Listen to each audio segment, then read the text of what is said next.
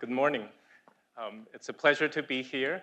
I don't know if any of you ever had the experience of going to a conference or a meeting and wondering all the way till the last minute, are you the wrong person to be at this meeting?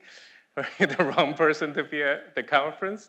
All the way until I think at least yesterday, I felt that way coming to this conference.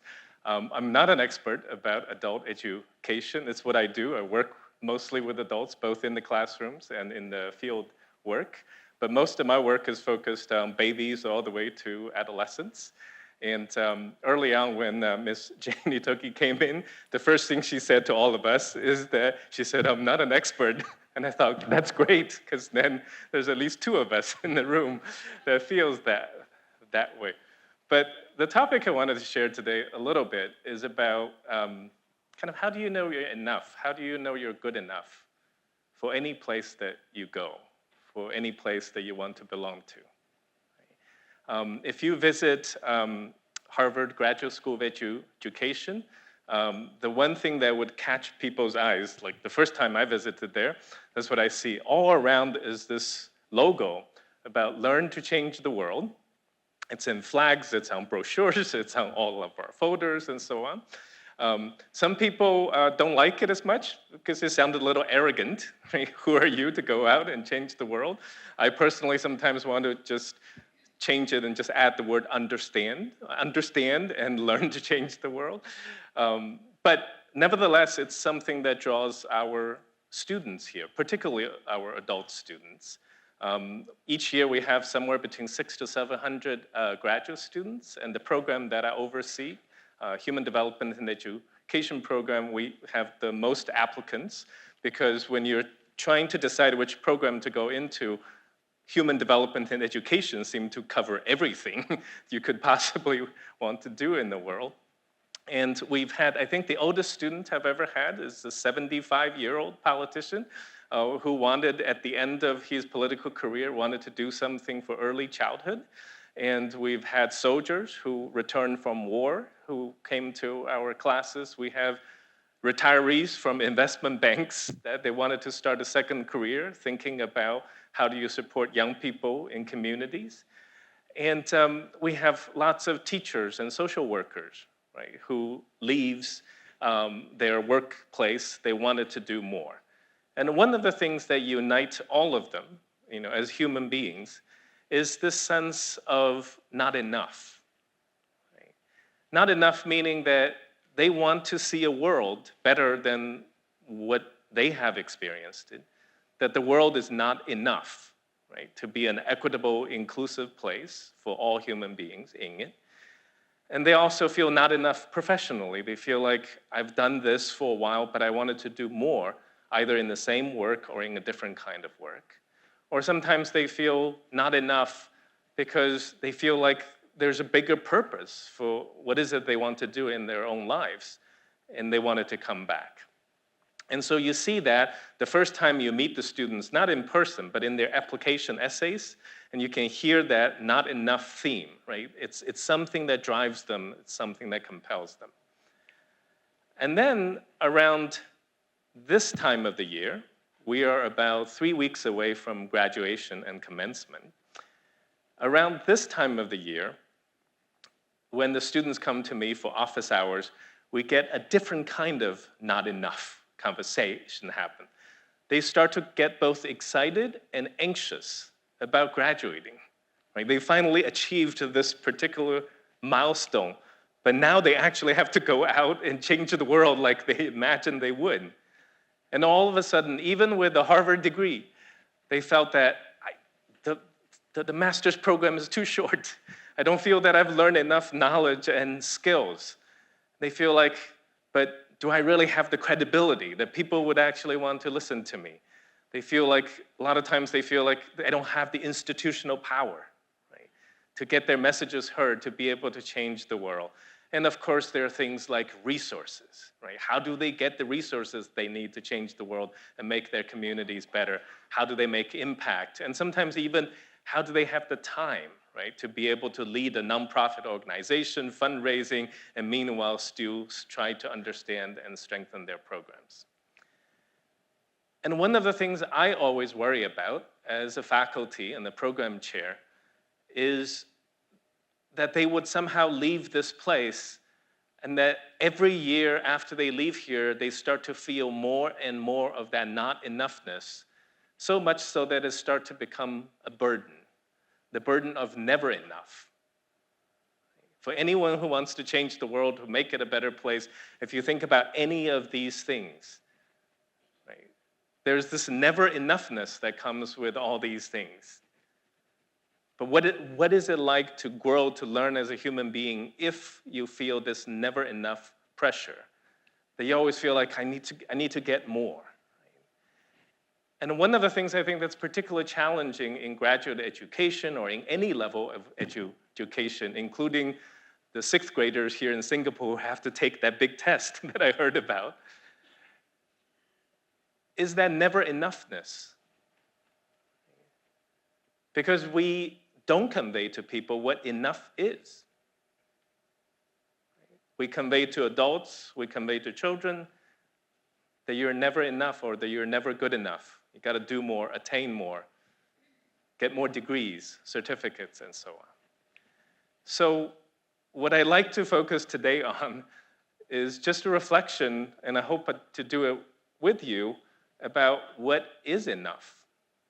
How do you tell a person that they can be enough in what they do? A professional, perhaps, but a parent. How would you tell a parent that they're a good enough parent? And how do you tell a student, whether they're in graduate school or whether they're in sixth grade, that there's something about them that's enough? Right? And how do you tell people who have no access to universities like this or like the ones where our speakers came from? How do you let them know that they're enough? So my work, as I mentioned earlier, is primarily not about adult education. My work is about people that I call the helping professionals.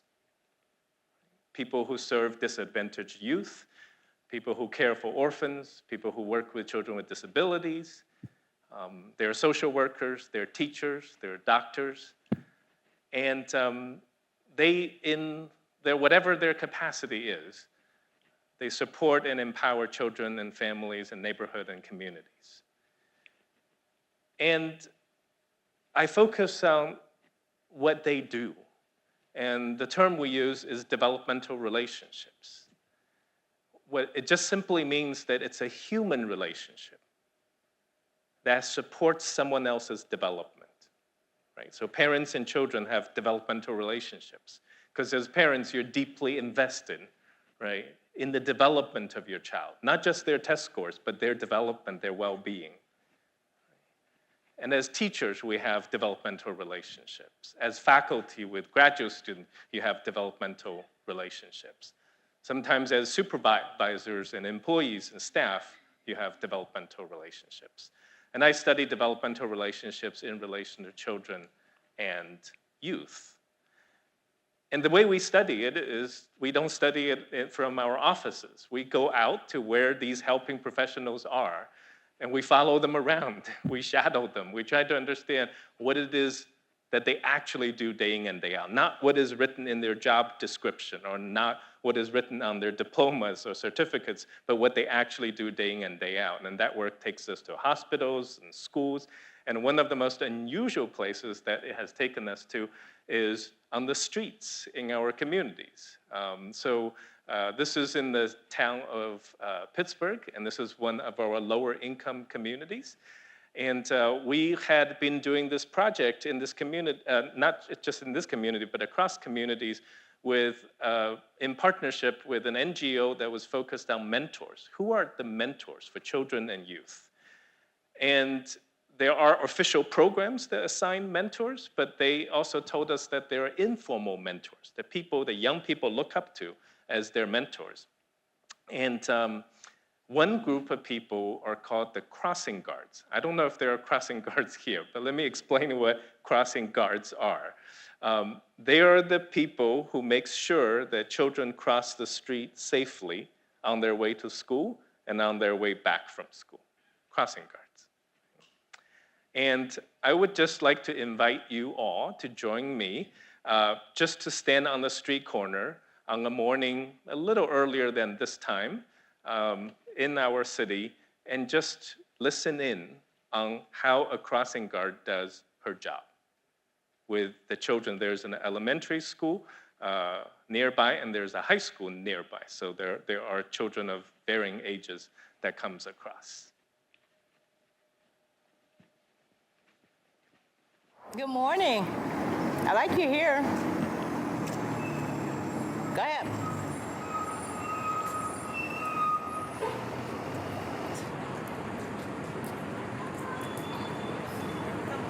Where's your jacket at? I'm not cold. You ain't cold? Okay.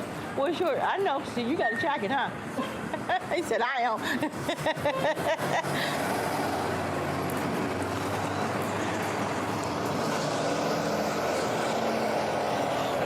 Good morning. She's grown up to be so beautiful.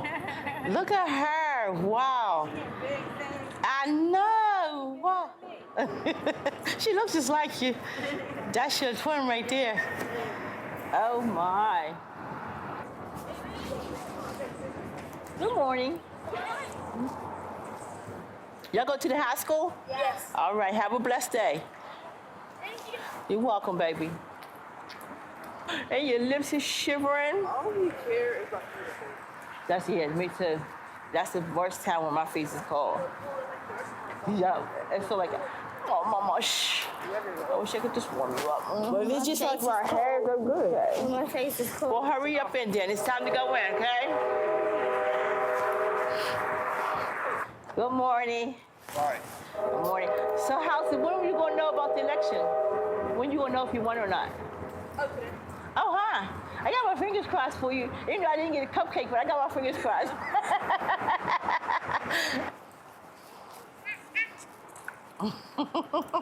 Good morning, guys. Oh, your nails. Let me see your nails. All right, now. Let me see y'all of yours. All right, now. Go now. Your bad self. You cold? Fall baby. You a fall baby? Yeah, my birthday's November.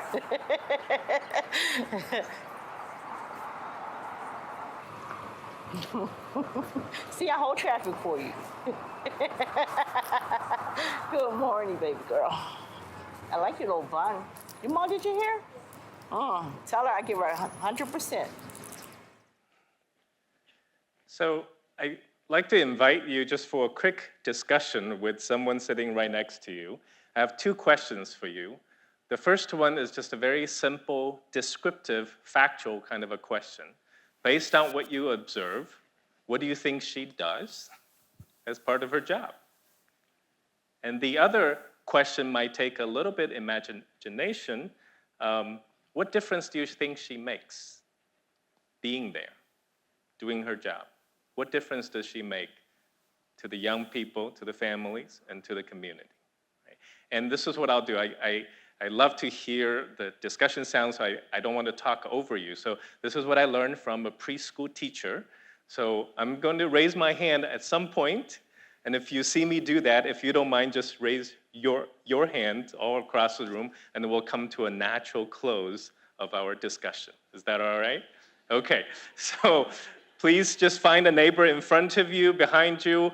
Do look around to make sure, you're not leaving behind someone who's sitting by themselves. Find the person who's around you who might be sitting by themselves, and just have a conversation with them about these two questions.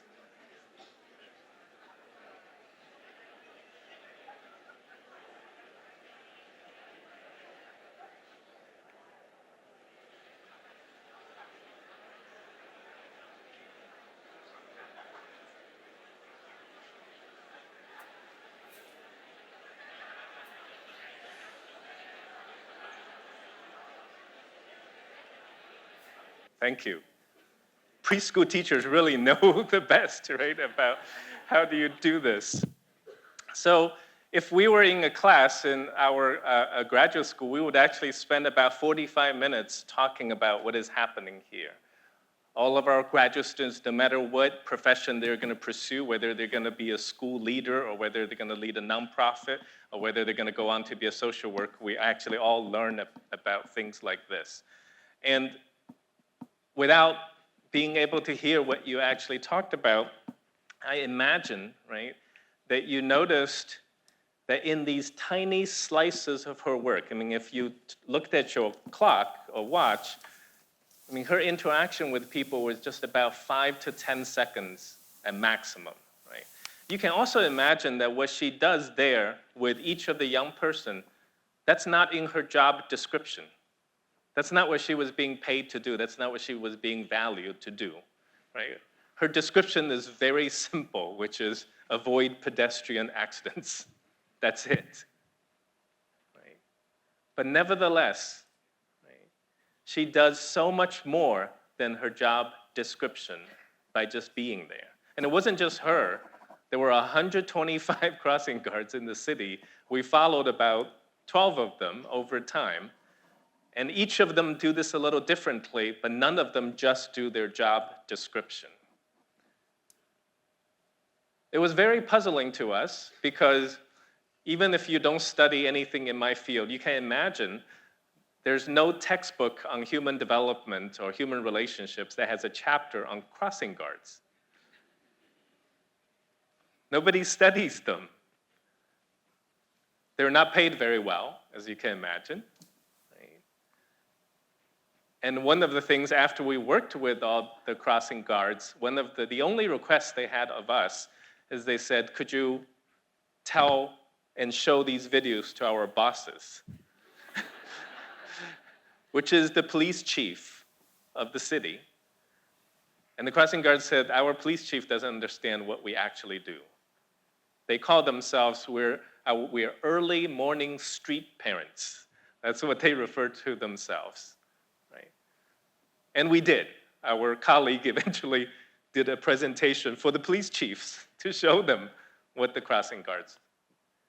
Even though their work is not recognized and often not respected, you can see they are recognized and respected by the people that walk across the streets. There's some crossing guards, so Miss Paula had been at that street corner for about 8 years, and she had been a crossing guard for about 18, I think. But a lot of the crossing guards would tell us that young people, right, who used to walk across their little corner to go to the elementary school, by the time they become teenagers, when they walk around, right, they would have headsets on, right? And they don't talk to anyone, but when they come to the street corner, the teenagers will take the headset out, walk across the street corner, say hello, and then they will put it on again. Right? That's the reciprocal respect that crossing guards had in that community. And it really inspired us to be able to see what relationships can be built with 5-10 seconds a day.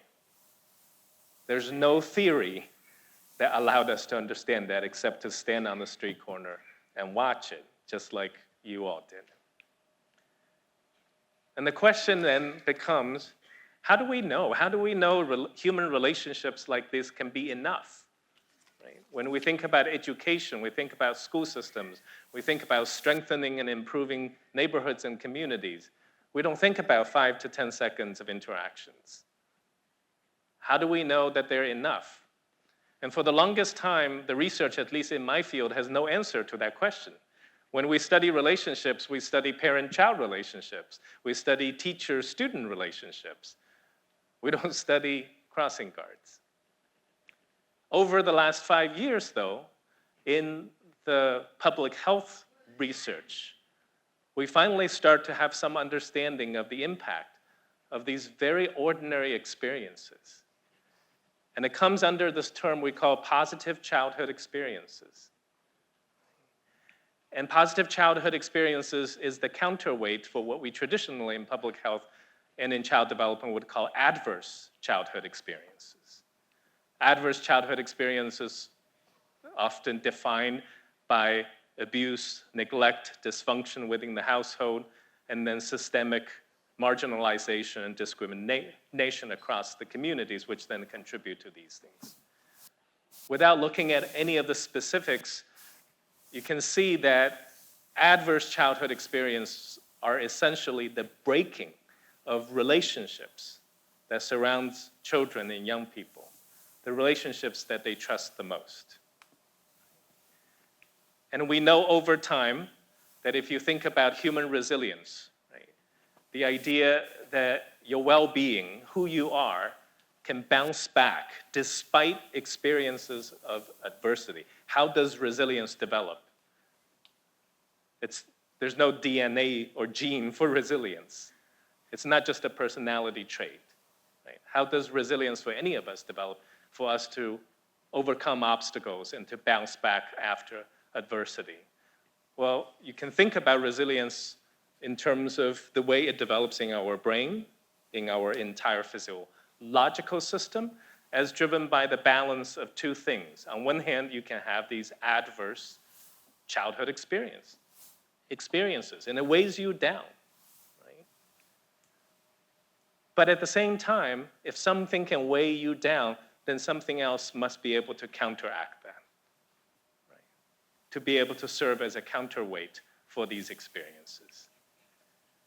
What are these experiences? Okay, so on the negative side, we have the breaking of relationships in a dramatic way.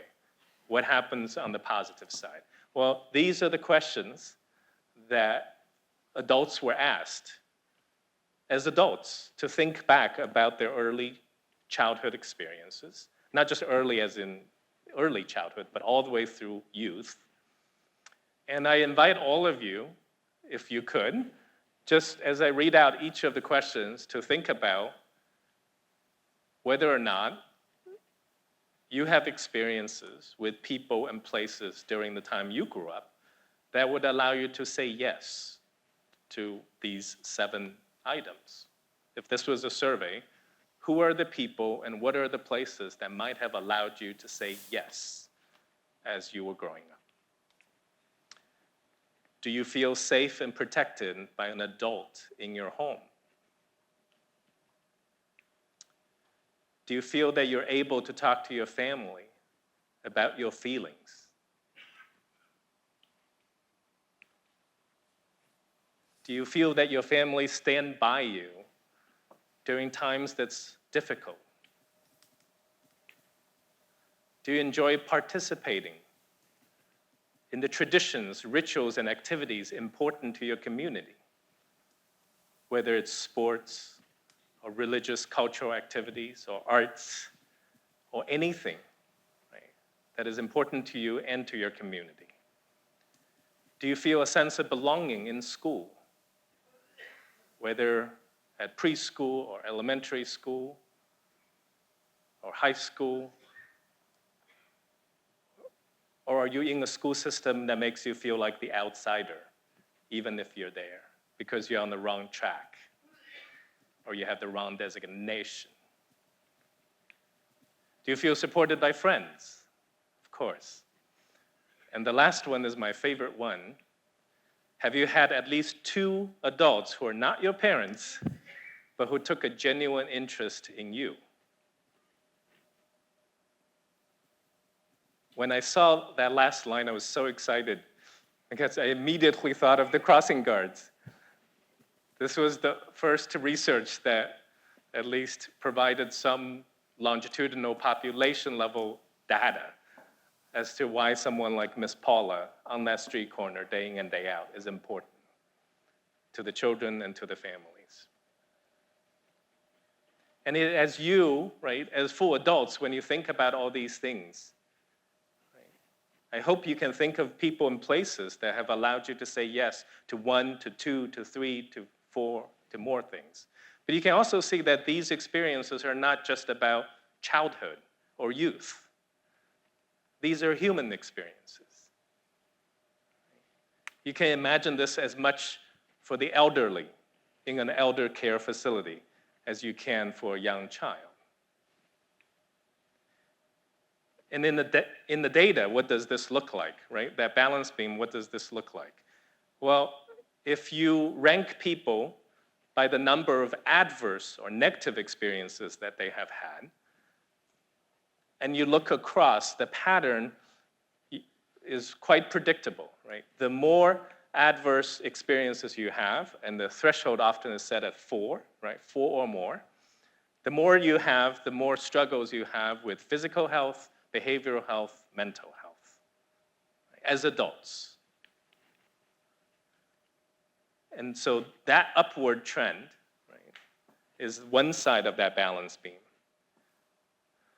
But let's just focus on the highest risk group here, this light blue bar.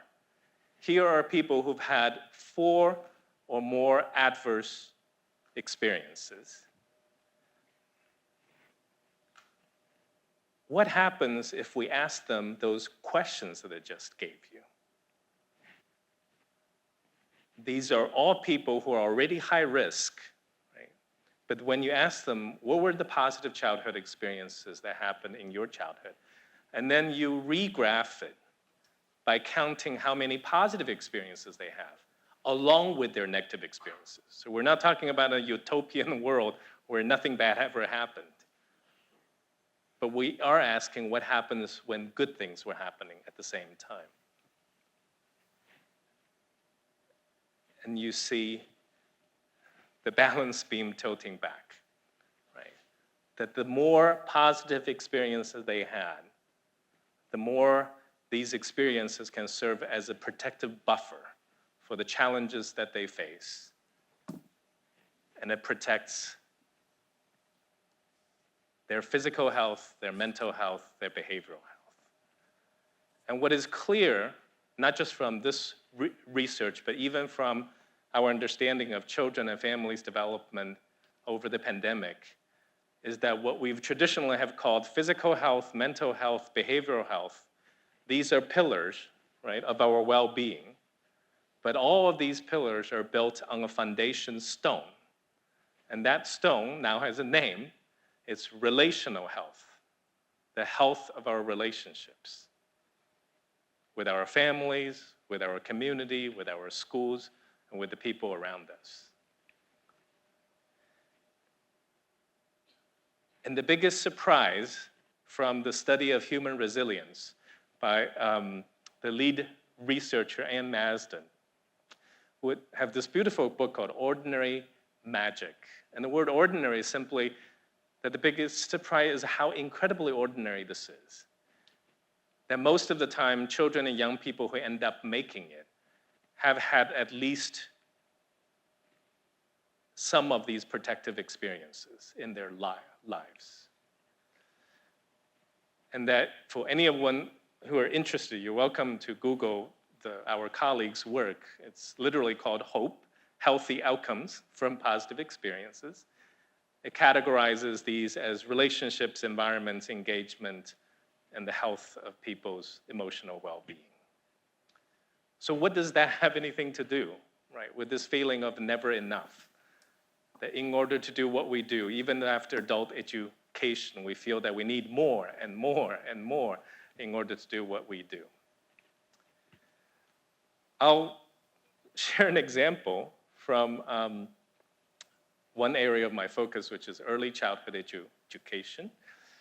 A while ago, someone had sent me an article.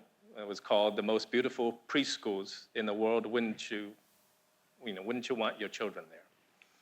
And if I looked into the article, there's these beautiful preschools from around the world.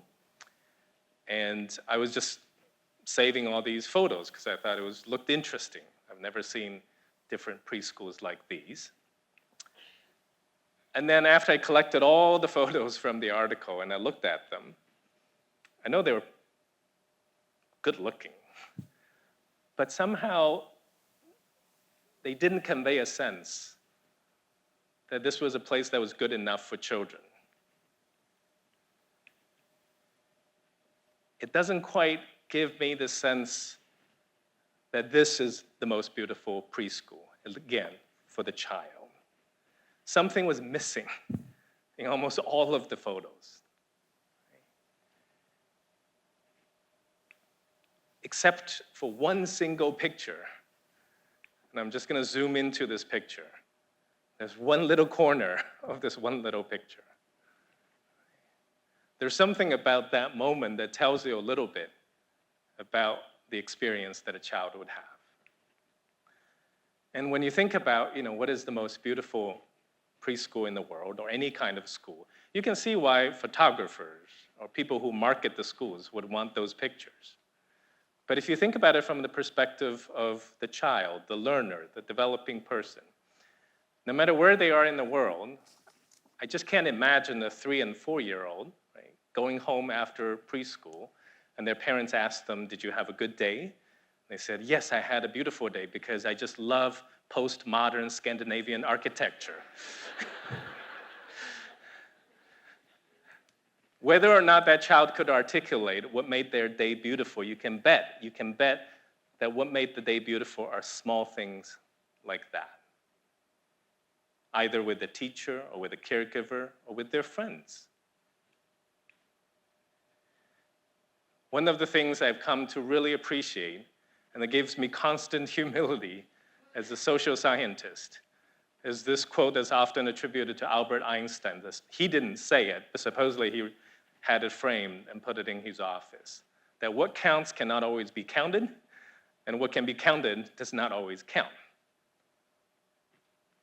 That there are so many things that we put together to artificially count what is enough in the world. But what really counts often escapes our metrics and escapes our credentials. What really counts?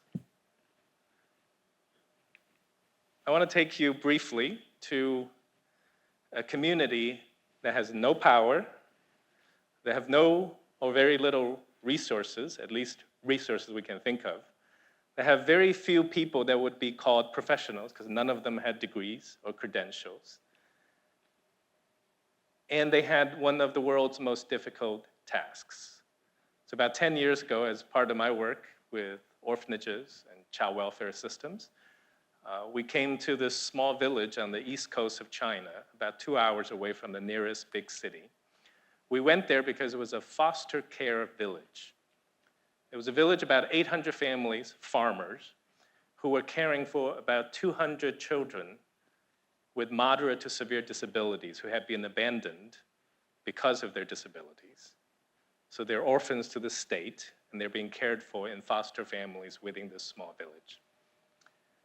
And I just want to show you we'll watch this a couple times, but I'd like to take you to almost 10 years ago when the first time we visited the village. And the way we do our work is we turn our camera on, we're trying to capture what life is like in a place. So this is their preschool environment. Earlier you saw all these fancy preschools. Well, this is their preschool for the children with disabilities that are staffed entirely by the moms in the village, who are the foster moms, and they are farmers. And this is just 30 seconds long. And let me just give you a first impression of what that environment is like.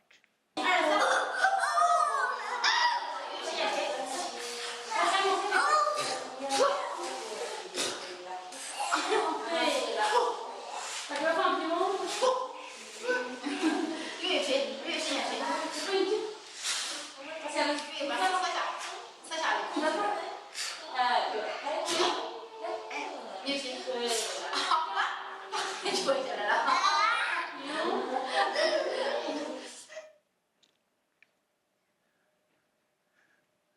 When I was preparing for visiting Singapore for the first time, I was trying to watch these different YouTube documentaries about Singapore, and one of them was about a school that served youth and young adults with disabilities and taking them to the grocery stores and so on. And it very much reminded me of this village. There's an old saying in child development or human development called "it takes a village." And when I went to this village, I finally understood what that actually meant. But I'm going to just do this exercise one more time. I'm going to just ask you to turn to someone and just talk about what is it that you notice, right? In 30 seconds of a place I'm imagining most of you have never been, right? And I'm just going to go back to the video. I'm going to play it one more time because it's only 30 seconds. And you can observe it with your professional lens and degrees, or you can just put all that aside and observe it as a human being, right? Looking at this moment in front of you, looking at this educational setting that have none of the things that we typically count as an educational environment, but somehow seem to produce a kind of environment that I observed just now that made many of you smile by just looking at 30 seconds of it. So here it is again.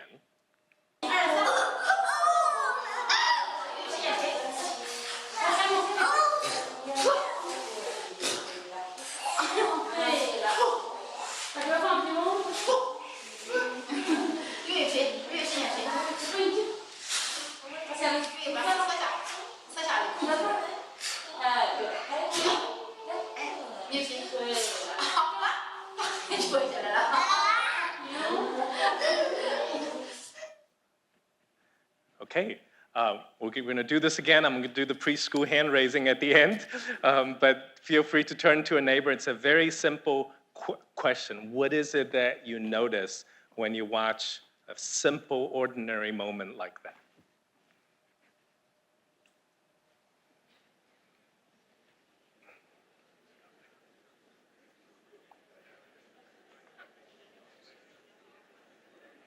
This is also another case study that we use in our courses.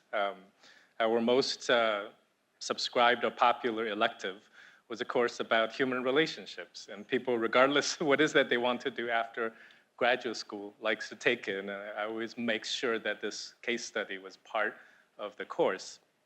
And whatever perspective, professional backgrounds you bring with you, I imagine that in your discussion, using whatever language and phrases that you describe, you're capturing some things that are at the essence of what make these relationships powerful, as ordinary as they are. One is this idea of connection, the sense that people feel connected. You almost feel that instinctively as human beings, right? You watch that. You don't have to watch 30 seconds. In the first 5 seconds, you're like, they seem connected. They're with each other, right? They're in tune with each other.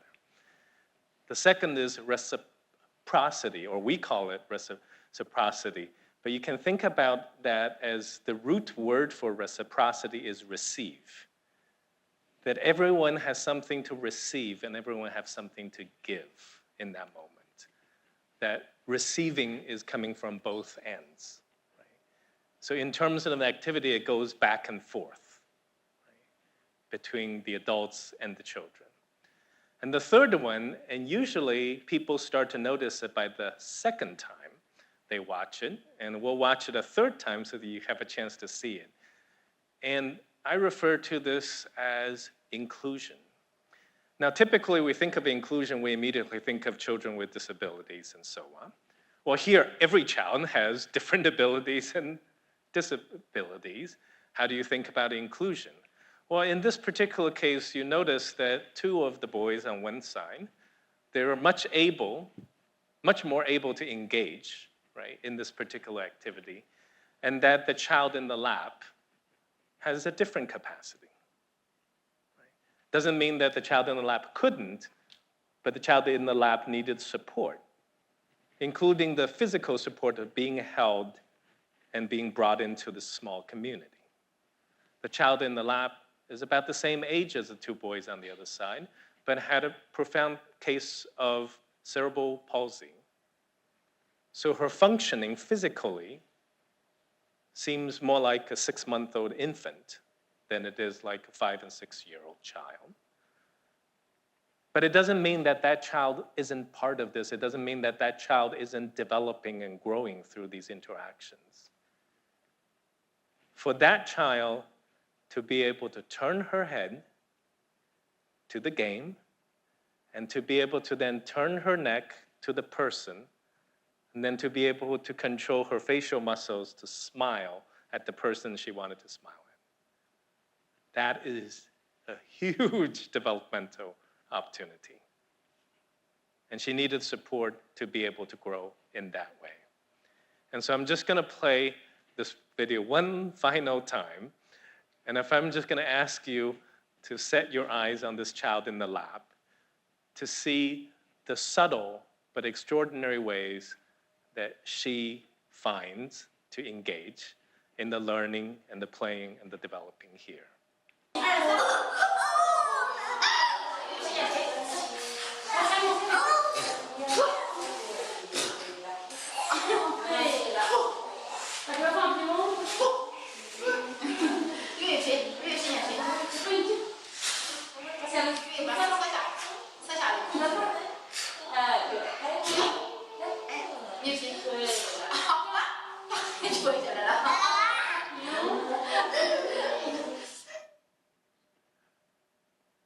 People and places like that often give me tremendous hope.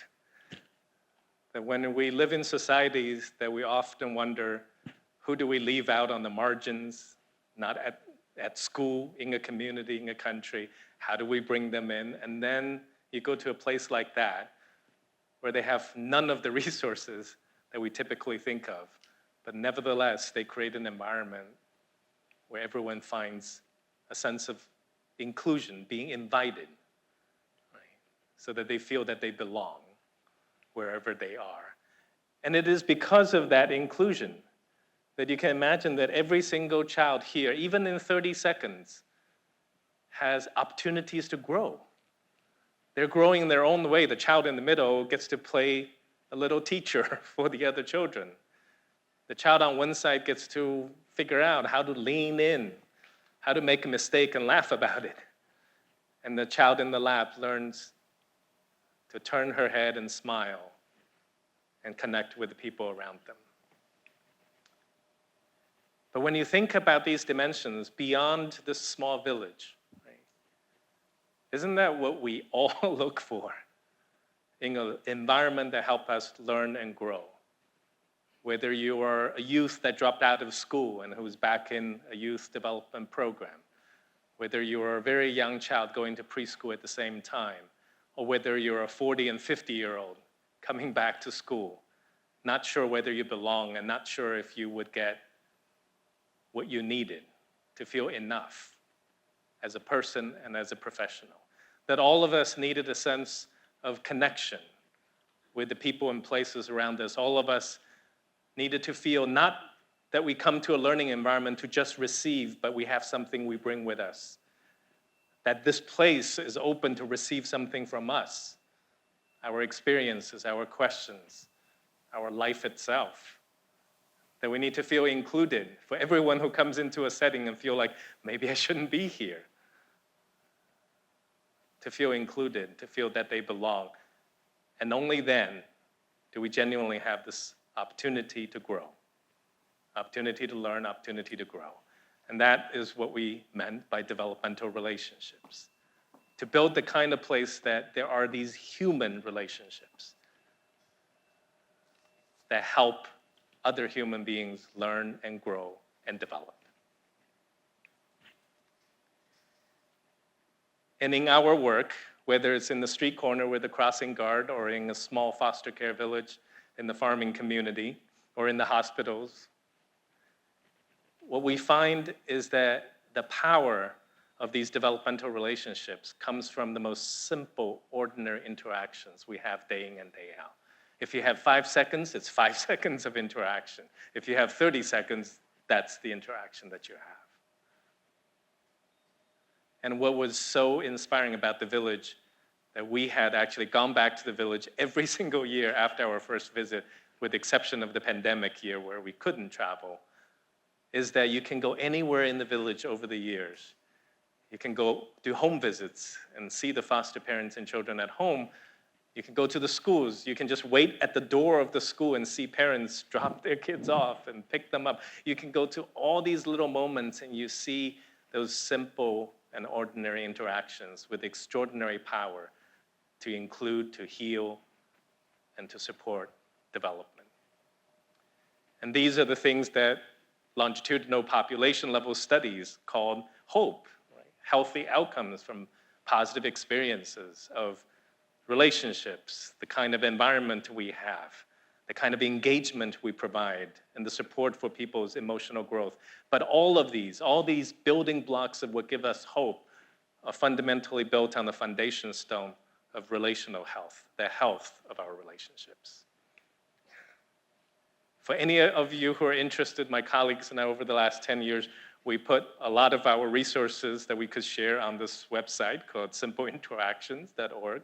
And I think tomorrow I have an opportunity to meet some of you in a master class in which I'll talk much more specifically about this very simple, free, publicly available tool that we developed to help people to see these relationships and interactions all around them, no matter what it is that they actually do. But I want to come back to perhaps one last question, is how do we reconcile these two views? Right? The kind of view that says you have to have everything to be enough. As an institution, as a person, as a society, as a community. And then the other, where they have so little, but they manage to be enough for each other. In my field, in the human development field, whether it is for young children or for adults or for the elderly, there's this idea that human relationships, or the health of these relationships, are the active ingredients of the environment's influence on healthy human development. That's what I was trying to say using the term relational health. When I first encountered these words, I just thought, okay, active ingredients means that they're important. And most of us would understand that human relationships are important in our own lives, at our work. But later, I start to understand that actually it means something more than just important. And this is a silly analogy, so go with me for a second. So when I'm still a dad, but when my children were young, when I'm learning to be a dad, one of the things I do, because sometimes I come home pretty late, and my job was to supervise them brushing their teeth. I have 2 daughters. And it's very boring if you have ever done that, because they can't talk, you can play with them, right? Your job is to make sure they brush for 3 minutes and so on. And so one night I was very distracted. I was thinking about, our work in the communities, in youth programs, in early childhood programs, in family support programs. And then I was just trying to find something to read to distract me while I wait for them to brush their teeth. And the only thing in the girls' bathroom that I could read was the back of the toothpaste. So I was reading the back of the toothpaste. This is a true story. And I encourage all of you, when you go home today, to grab the box where your toothpaste comes in, and I encourage you to read it. But anyhow, I was just mindlessly reading the back of the toothpaste, and then something jumped out at me. The word active ingredient. I was reading it in research papers, but it jumped out at me. It was on the back of my toothpaste. And then there's a list called inactive ingredients, which you would also see. So this is what I know about toothpaste. The active ingredient in most toothpastes around the world is a chemical that contains fluoride. Fluoride is the thing where when it interacts with your enamel, it strengthens your enamel and prevents cavity. That's what it does. No matter how beautifully a toothpaste is packaged, it doesn't change the fact that its active ingredient is fluoride. Different toothpastes would have a long list of inactive ingredients. Those of you who know a lot about chemistry or chemical engineering may be able to say what they are, but I don't. I don't know what they are. And the list is pretty long, right? So the question that came to me in that bizarre moment was, as I was thinking, if our work with human development, whether it's a child's development or an adult's development or an elderly's development, any kind of work in human development, if we imagine it as a tube of toothpaste, and then we have to label like all the things we put into our work, what would we label as the active ingredient? What would we label as the fluoride of our work? And why does that even make a difference? I'll use the example from the toothpaste. So there's two things I recognize in the inactive ingredients. It's flavor and color. Most toothpastes have flavor and color. For children, it's particularly important, right? Because I think my children wanted bubblegum flavor toothpaste. Because they like it, and because they like it, they'll put up with brushing for 3 minutes, and then during that 3 minutes, the fluoride gets to work, right? But all of us, you don't have to be a chemical engineer to know, or you don't have to be in dentistry to know that the flavor is not going to prevent cavity. Neither is the color. It makes it attractive, it makes it easier to engage, but it does not prevent cavity. The reason that flavor and the color is important is that they help to serve the active ingredient. But imagine for a second that you had a tube of toothpaste and it was made wrong. It lost the fluoride. Then it doesn't matter how many inactive ingredients you have. It's not going to prevent cavity. That's why I think it's important, because the inactive ingredients and active ingredients, they're all important, but they're not interchangeable. The inactive ingredients are there to help the active ingredient do its work. If it doesn't, then the inactive ingredients are without meaning or impact.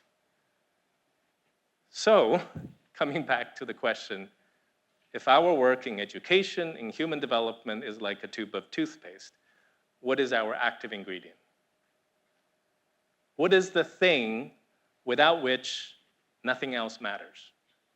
And what is the thing that's the North Star where everything else is meant to serve?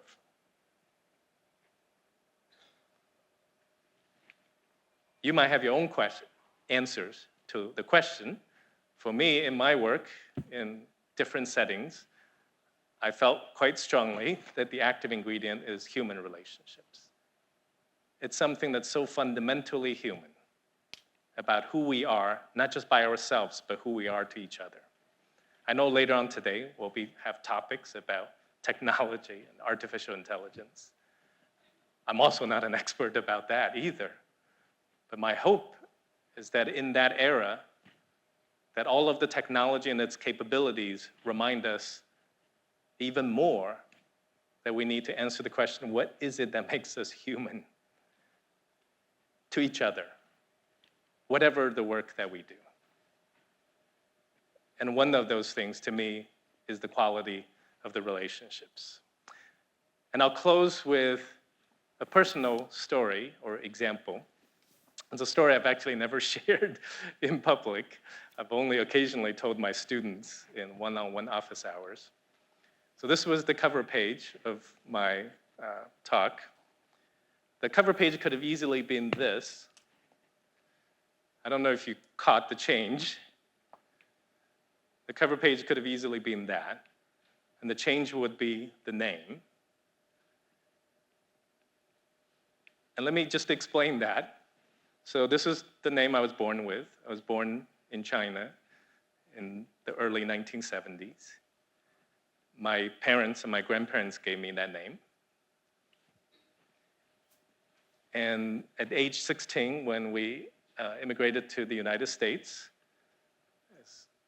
your passport start to have the phonetic pinging, right, spelling of the name to conform with English letters.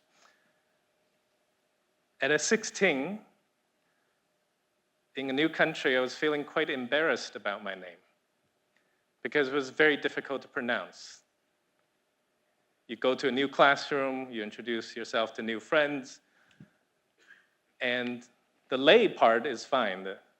It's the J-U-N part that's really difficult because there's no corresponding sound in the English language. And the L-I part is often pronounced as Lai, right? Because that feels more natural for people. And so for the longest time in high school and all the way through college, it just reduced my name to just the Lei part. So that most of my friends during that era only know me as Lei, because this is the easily pronounceable part. And in Hawaii, you have the flowers, so people have some connection, even though, in Chinese, right, the word means thunder, nothing like flowers in Hawaii. So by the time I was following very traditional steps of an Asian immigrant family, I majored in computer science as an undergrad. And as I was finishing college, my parents start to say to me, maybe this is a good opportunity to change your name.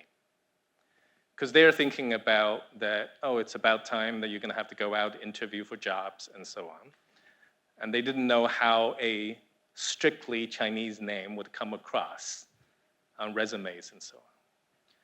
And their fear is justified. Not only in the 1990s when I was finishing college, just last month in the United States, we released studies where resumes with Black names were getting few callbacks, far fewer callbacks from employers than the identical resume with a white-sounding name. So it's something that still happens today. So my parents is justified in thinking about that. And at the time, I had been embarrassed about my own name anyway.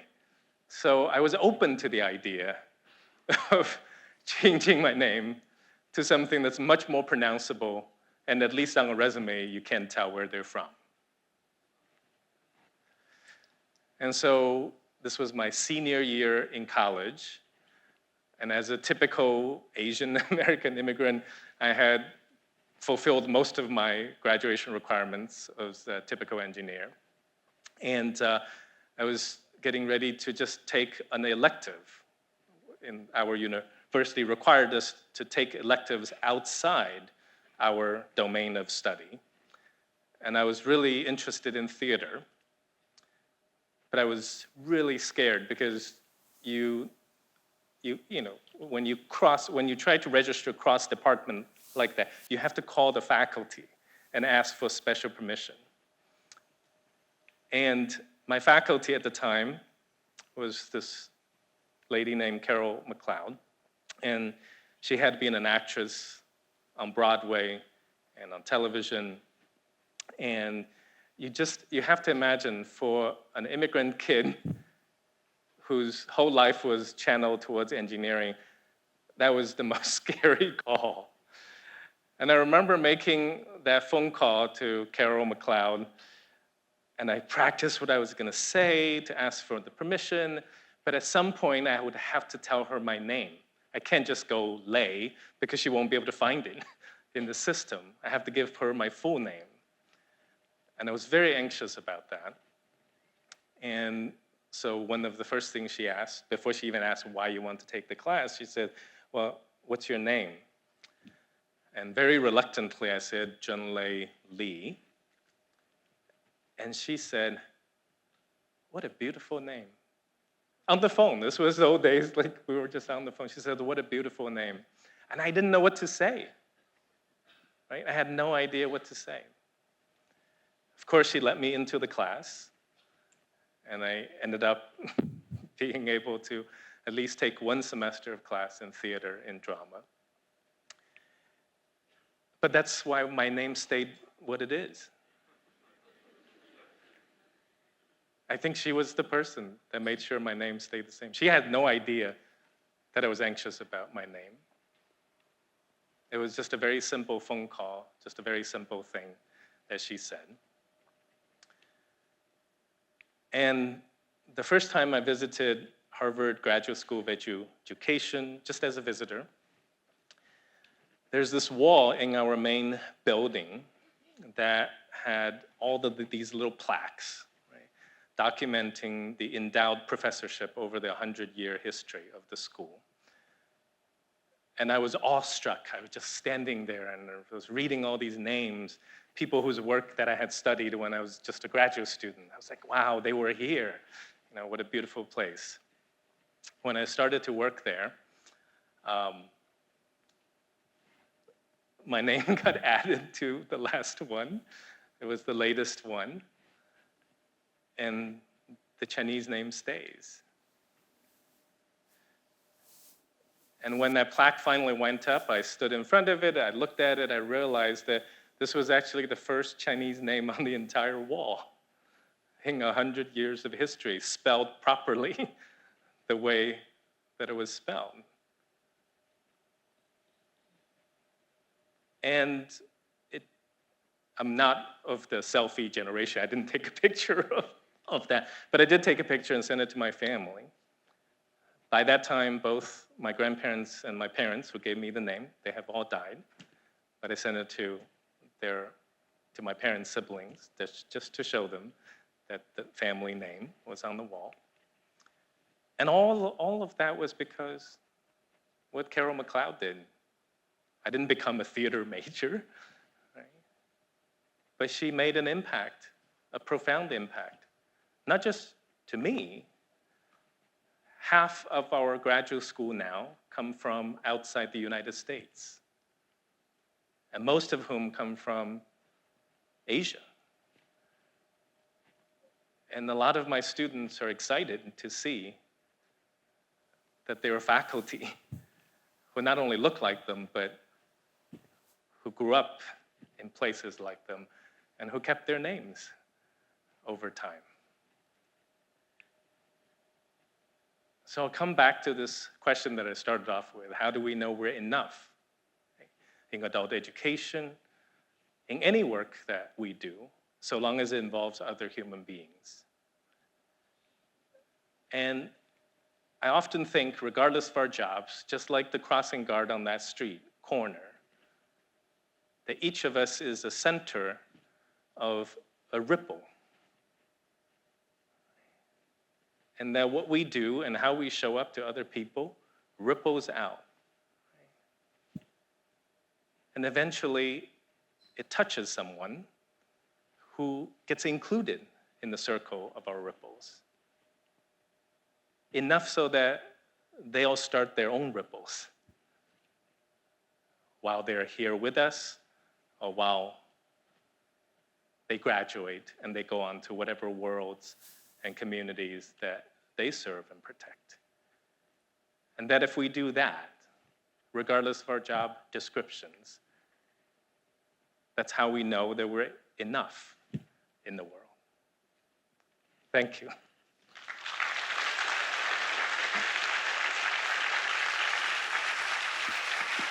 Thank you, Prof. Li. Prof. Li, if I could have you still remain on stage, please, for Q&A from the audience. If any members of the audience has a question you'd like to ask Prof. Li, please raise your hands and our ushers will pass you a mic. Hi, my name is Amy and I'm from NUS ISS. I think my question is, how did you get from studying computer science to doing what you do right now? So I think it's not atypical for adult education, right? That someone wanted to change a direction. For me, it was just this idea that I wanted to learn something that would help me to do public service. And at the time, it was when I was in computer science. After undergraduate, I worked in the industry for 5 years. It was the beginning of the dot-com boom. And so computer science was the greatest thing. Internet was the greatest thing. And I was working on internet commerce at that time. But I just didn't feel that I wanted to spend the rest of my life doing that. And I wanted to do something in public service. And both my parents were teachers, so I thought I wanted to maybe learn how people learn, right? That's how I went into study psychology. And it turns out that every school except one that I looked for, I'm not qualified to apply because I had one single psychology class as an undergrad student, freshman year. It was Psych 101. And I tell all my students very honestly, I got a B. It was the only B on my entire college transcript. And my mom was convinced that I should never go into psychology because in her words, it was what white people did. And that she thought you're better stay in your lane, right, to do computer science, because that's what almost everybody did at the time. And when I was in graduate school, there's no faculty who were Asian, never mind Chinese, just Asian in general. There was no other student in my program that were Asian. And, but I think it is through the simple and ordinary encouragement, not only of Carol McLeod, but of the different people that I met along the way. Some of them are my faculty, some of them are just my peers, my friends, that kept me in there, even though for the longest time, I felt like I was not enough. This is something many people feel, even when they could go to grad school at Harvard, they feel like an imposter being there. And for the longest time, I felt that way as well, but I stuck to it. Hello, my name is Dara Richard. I'm at the Center for English Language Communication. And I'd like to ask you to elaborate more on the type of support that can foster an environment where people have enough for the healthy interactions. Yeah, thank you for the question. And you say you're from English language, right? And communication, okay. So let me just use that as an example. Language, learning English. English is this marketable skill, right? When I was growing up in the 70s, being able to just go to a school that even had English was a privilege. And I think about what English is and what language is to people. So for so many children, I think about children growing up in China or in a country where English isn't the primary language, so often it's the thing that sorts them, right? How well you can speak English sorted you, whether you had accents or no accents, whether you can pass the test to what level, it sorts them all the way through to employment. Right? But when you think about language, that's not what language is for. Language is for us to communicate, for us to understand, for us to build relationships. Language is the kind of things that give us poetry and literature, and that makes us feel. So to your question specifically, I want to borrow an analogy from children's literature, multicultural children's literature. And it talked about the best kind of literature for children is the kind that can offer mirrors, windows, and sliding doors.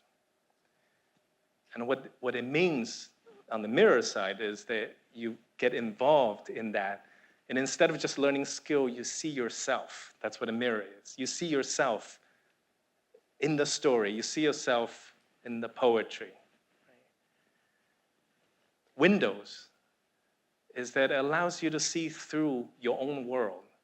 The world that you used to know, or the only world that you were privileged to know, allows you to see through the window to see a world that's much bigger, so you can see possibilities. And sliding door is to give you the confidence and the courage, including the skills, to slide open that door and enter into the world that you choose to enter. Whether we're learning language, whether we're learning anything, especially in adult education, especially adult education who support those like me who try to start anew. It is so important that we create an environment where learning isn't just an accumulation of skills and certificates, but can serve as mirrors, windows, and sliding doors, right, for us and for our development. Thank you. Good morning, Dr. Li. Thanks for the talk and the sharing. So you mentioned about the developmental relationships. So you talked about the active ingredients. So in your expert and opinion and the sort of research and studies that we have done, what do you think are the inactive ingredients that are supportive towards the developmental relationships? So hold on, let me make sure I understand your question. Your question is, we know, in my talk, I talked about what the active ingredient is, but what are the inactive ingredients? Yes, that's right. Yes, That's correct. thank you. So conventionally, right, if you think about a school environment, you think about any kind of a developmental environment, we count the ingredients like the ratios between staff and students, right? Even in colleges, we do that. We sometimes count things like rankings of the schools, and my school is very guilty of that as well. And then we look at things like facilities, right? And we look at the certificates and the credentials of the people who work there, the faculty, right? And some of these things can be indirectly helpful to support the active ingredient.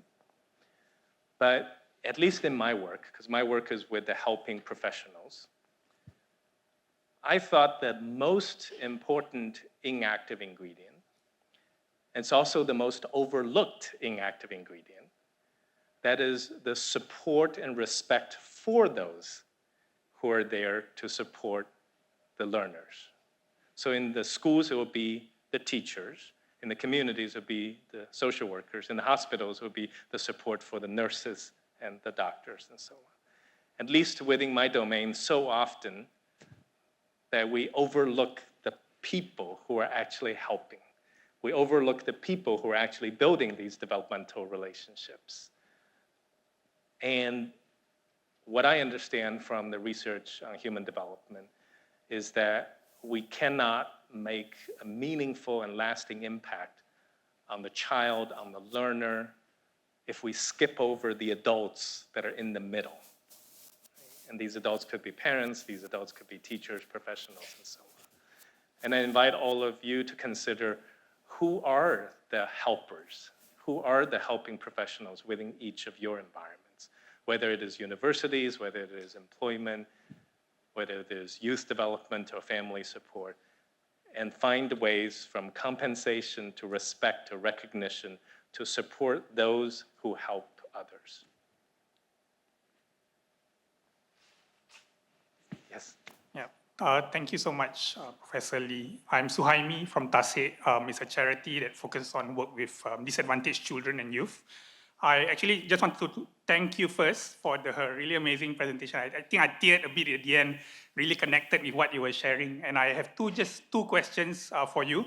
One is really for the sharing about Miss Paula, the traffic warden of sorts.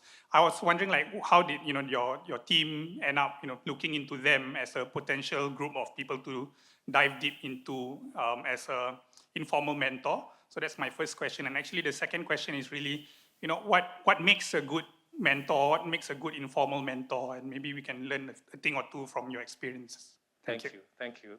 There were two questions. One is, how do we find people like Miss Paula? How do we find the village that I was talking about? And the second question is, how do people become mentors, right, in everyday life, right, for young people or just for any kind of a context? The first question is not something that I learned when I was getting my doctorate as a researcher. Because one of the things about developing quote unquote expertise in doctorate is that you think you know what is right in a community. You're much more likely to go to a community and say, I want to put this intervention, this program in the community because that's what you need. You're much more likely to tell a community what they need. But over time, I come to understand that the work with community starts the other way around, right? To ask a community, who are your helpers? Who are the people who help in this community? Often we make assumptions about communities, low-income communities, migrant communities, refugee communities. We make assumptions about what they need, but we don't ask the question, what is your resilience? What is the source of your help? And that's how we got started, not just in that project, but in every project, to ask, what are the sources of help? What are the sources of resilience? What are the sources of care that already takes place in these communities? And then we went to study that. Your second question is about, what does it mean to be a mentor, right? And I'll broaden the question a little bit. What does it mean to be the person to build that developmental relationship with somebody else? I think there were two things I'll mention. One is that focus on the simple and ordinary.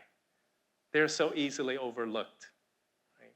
If you think about parents of young children, sometimes parents are so anxious, right, about how much they need to learn and how quickly they need to learn. But the things that matter the most to a very young child perhaps comes in simple and mundane things like diaper change, bathing, putting a child to sleep. Right?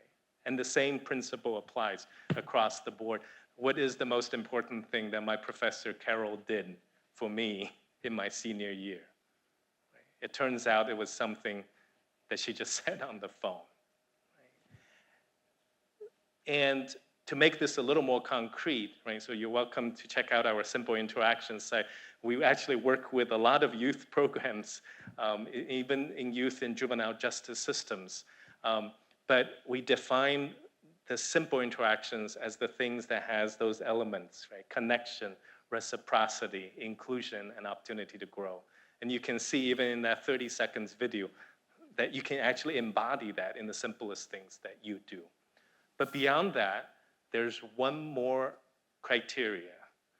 And we recognize that as we worked in different contexts and fields, it actually came from youth themselves. We worked in Canada with residential youth care. That's group homes for youth who couldn't be with their families or even couldn't be accepted into schools. And here are young people who have a lifetime of difficulty in relationships, and they come into these places, they're not ready to build developmental relationships with the youth workers there. And so we were there shadowing them, observing how youth workers break down that barrier, break down that distrust. And one of the most important things that the young people say is that they trust a staff who, I'll use their phrase, who smells real. They trust a staff who smells real.